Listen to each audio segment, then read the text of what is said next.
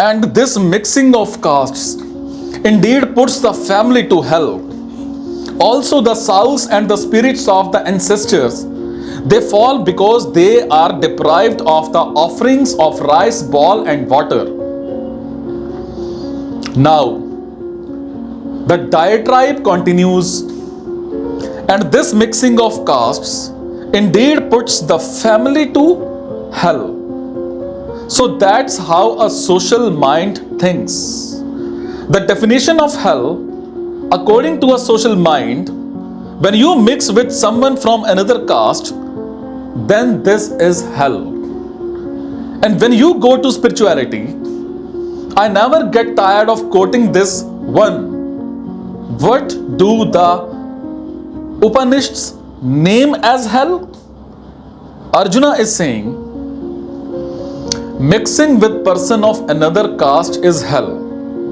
And you go to Niralamba Upanishad. What does that one say about hell?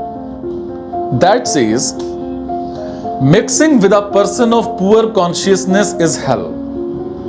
That is the difference between Sanskriti and spirituality.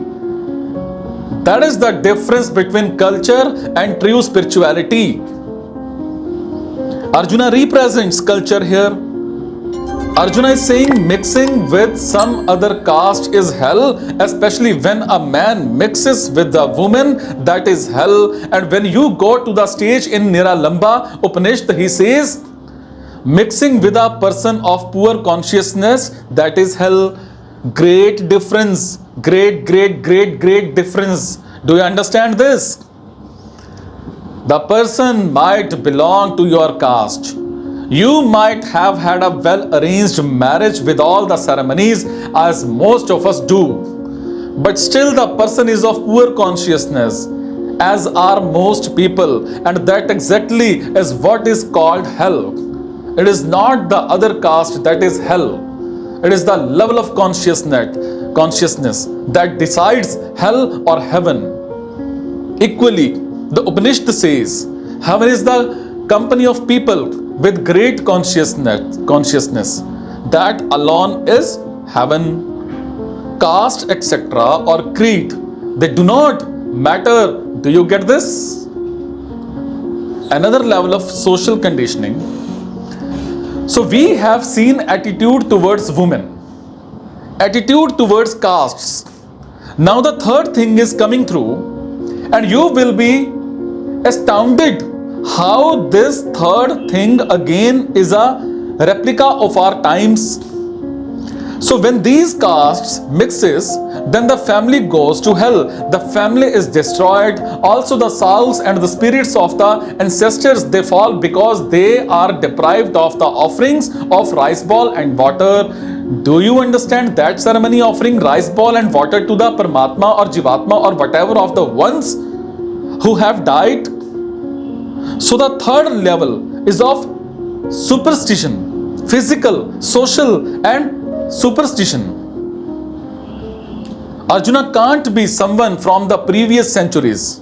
Arjuna has to be someone sitting right in middle of us. Maybe he is sitting right in the middle of the mind. Possible?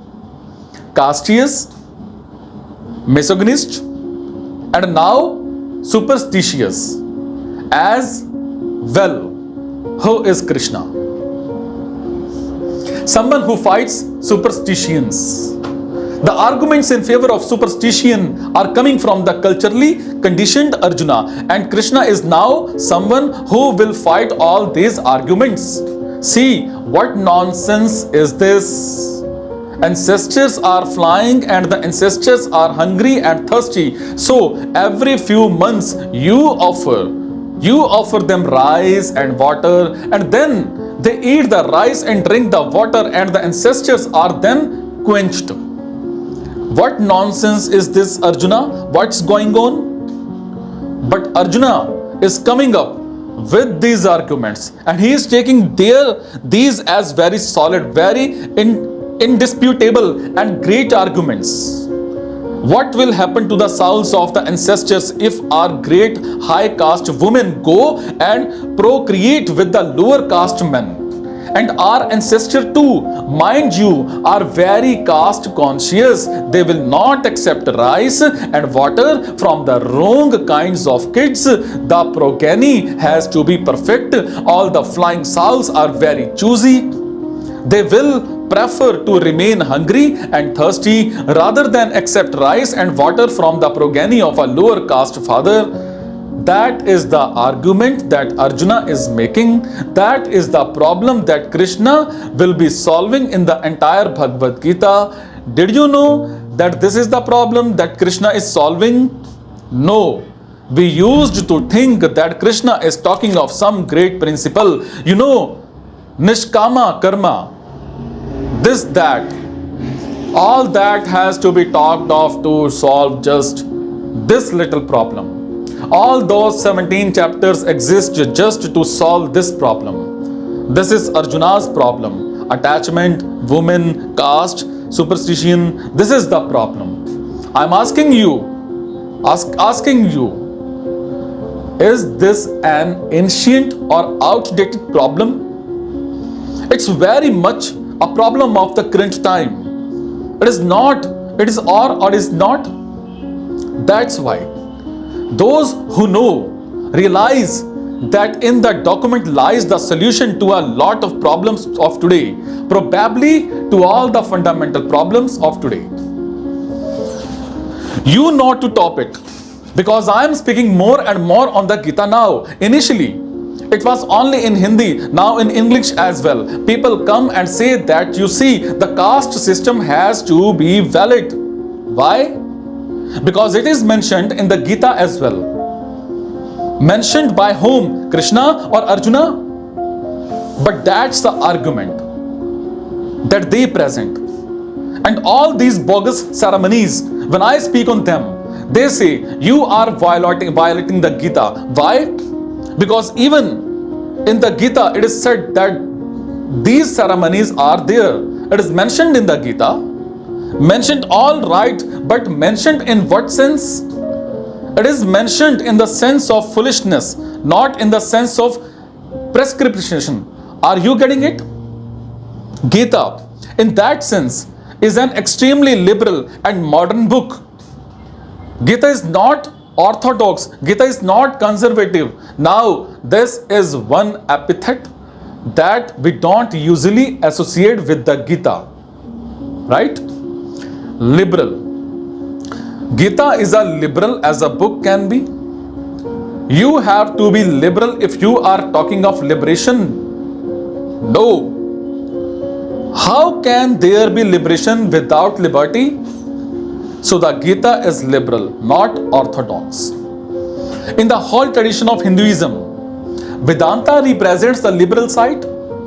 Vedanta is the side they say caste is bogus. Men and women, the bodies don't matter.